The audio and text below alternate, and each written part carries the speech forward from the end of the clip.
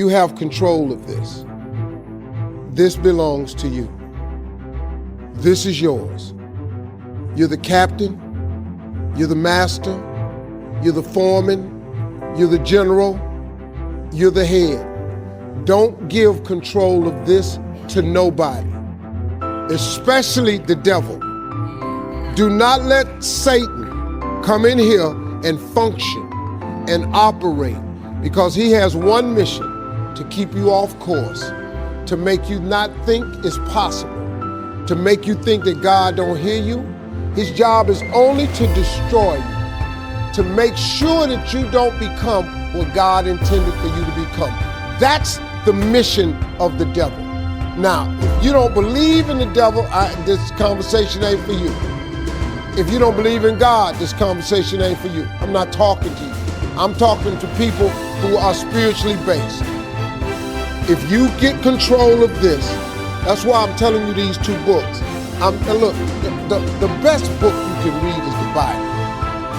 If you read the book of Proverbs over and over and over, it's the book of wisdom and understanding.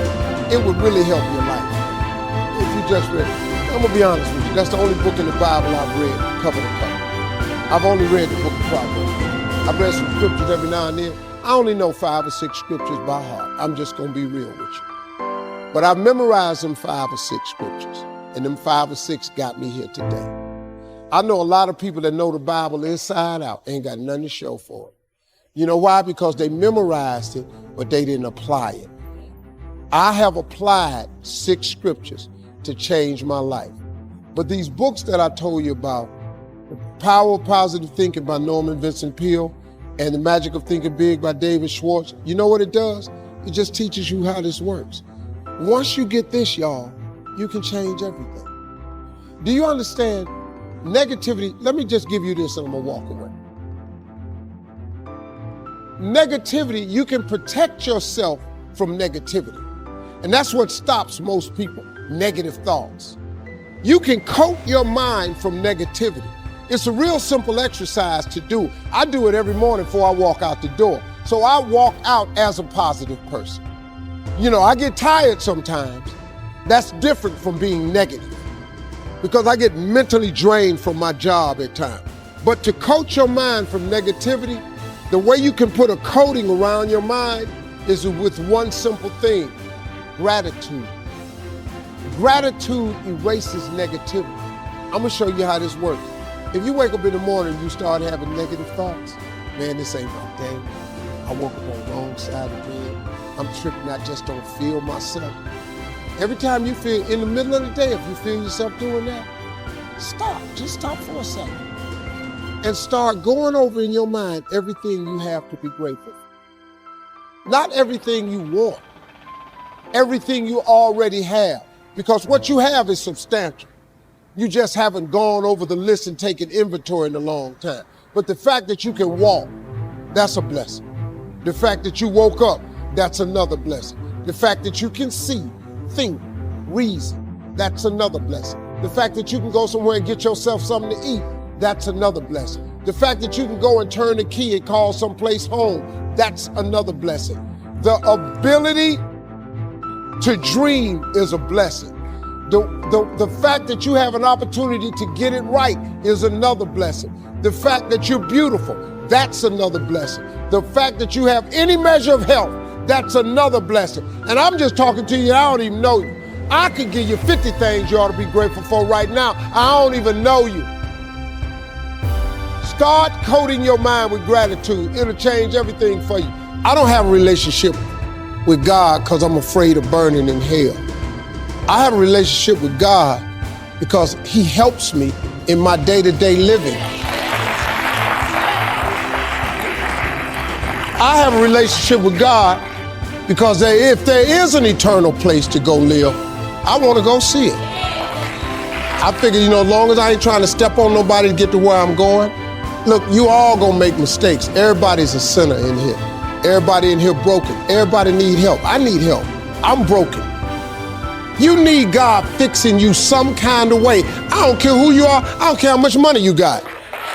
You need God. But listen to me. Don't you understand that that's okay? It's all right to have a relationship with God. Having a relationship with God is really cool. And you're looking at a street dude telling you this. But he changed people, you know. God changed people. If you followed my career any length of time, from the time I was back on the Steve Harvey show, all the way up through the Kings of Comedy, all the way up to 2005, you saw what my life was. But after 2005, he came and he got me though. Because he got sick of me, and I got sick of me. See, you know what happened to me in 2005? I got sick and tired of being sick and tired. I was so sick of me. You know, y'all saw me on TV, y'all saw this money I was making. I was miserable, man. I was at my unhappiest point in life all the way up to 2005. I was miserable. We was Kings of Comedy. The only time I had a good time was when I was on stage. The only time I had a good time, I was in front of the camera. I was with Sid and the boys, we was performing. When I got off that stage, my life was miserable. I was in a pain you would not believe. I was in an abyss, man. I was in a dark place. How in the world did I get here? I got here because of God's grace.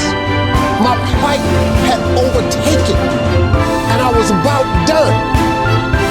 But right when you think you're about done, don't he always show up?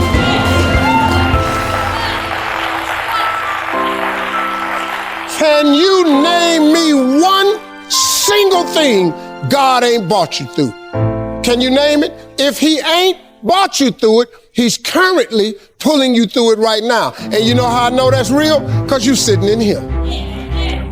The God I serve, you can't put no limitations on him. If you just get out the way, he can show you something. He do miraculous things all the time. Why would you not want one of them miracles to happen for you? I'm sitting here, for me to be here today, the dude that I was, it's a miracle. We pray little prayers. We pray stuff that we see a way to get. You supposed to pray for stuff you can't see no way how you can get it. God is in the make your dream come true business. God is in the get your life together business. God is in the forgiving business. Don't let nobody fool you, man. Don't let nobody fool you. Don't forget to pray. Don't be ashamed to pray, and don't ever be too proud to pray, because prayer changes things. Prayer changes people too. I wake up, I play music, I tell jokes. I wake up, I meet y'all, I tell some more jokes. I get paid to play music, adult contemporary music.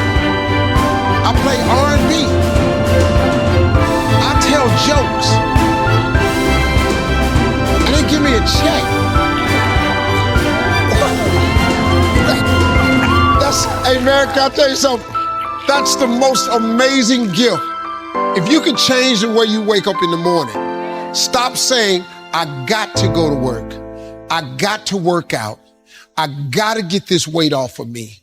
I gotta go and meet with the people at the school. I gotta deal with my coworkers.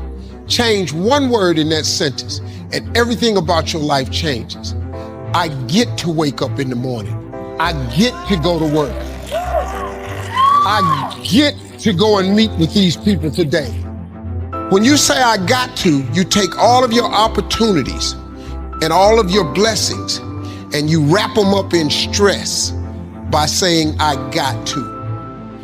You take all the stress off of it when you say, I get to. I'm telling you, it is an amazing game changer. I was sick and tired of being poor. I was just exhausted. My mother was poor, my father was poor, my brothers and sisters were poor.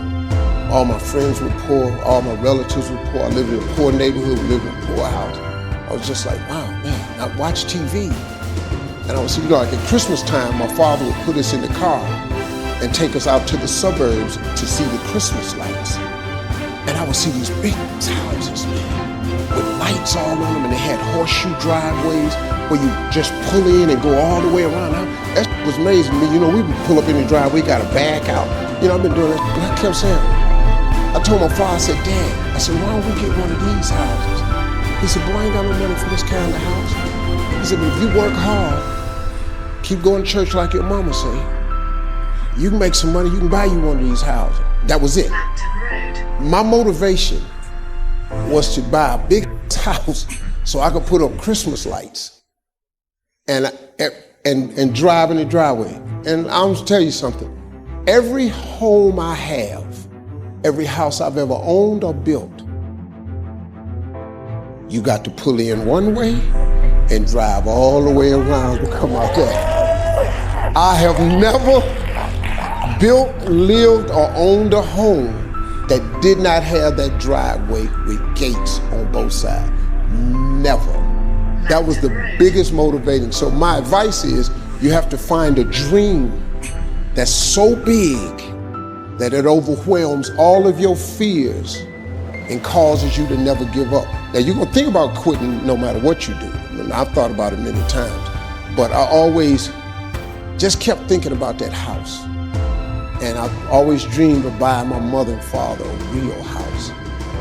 And you know, and before they died, I was able to do all of that. Bought them houses and everything. So get interested in your gift.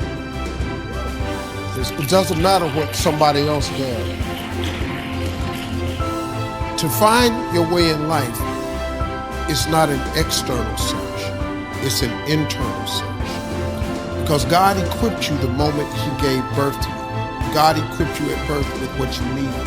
He gave all of you a gift, all of you. Every last one of you, you're gifted. God never created a soul without giving them a gift. All of you sitting in here were given a gift at birth.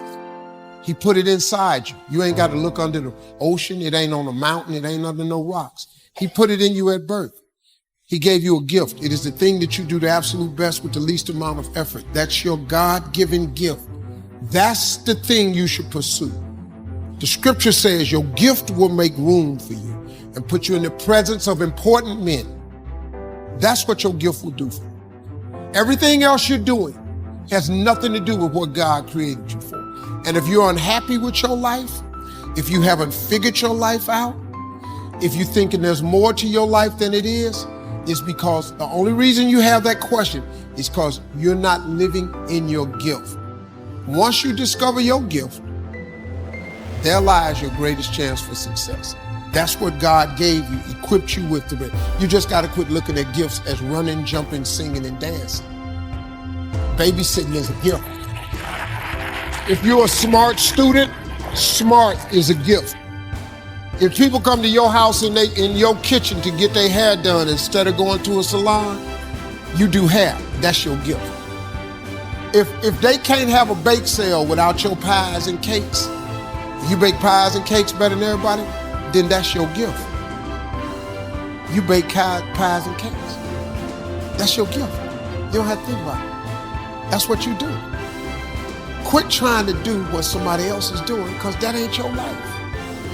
You don't even want to come the way I would. If you knew the path I took to get here, you would not take it. If I'd have knew the path I was going to have to take to get here, I would have changed my destiny a long time ago, because there's no way I would have wanted to have gone through what I went through to get to where I am today. That's why God don't reveal it to you. See, God never reveals the path to you. He shows you what it could look like, but He don't show you the route, because if He showed you the route, you'll turn around. Everybody would quit. If you knew what you had to go through to get to where He had for you to go, you would all quit. I would quit too. It's no way I would have had a stuttering problem. It's no way I would have lived in a car for 3 years. It's no way if I'd have knew that when I quit my job to do comedy, what was going to happen to me, I would have never quit my job. But He don't show you that. He just lets you have the dream. And if you're bold enough to chase the dream, He'll get you through the journey. You just can't quit in the middle of the journey, because He know you're chasing dreams. God in to make your dream come true business. That's real talk. I kid you not. You looking at somebody living his dream, but God made it happen for him. That's real.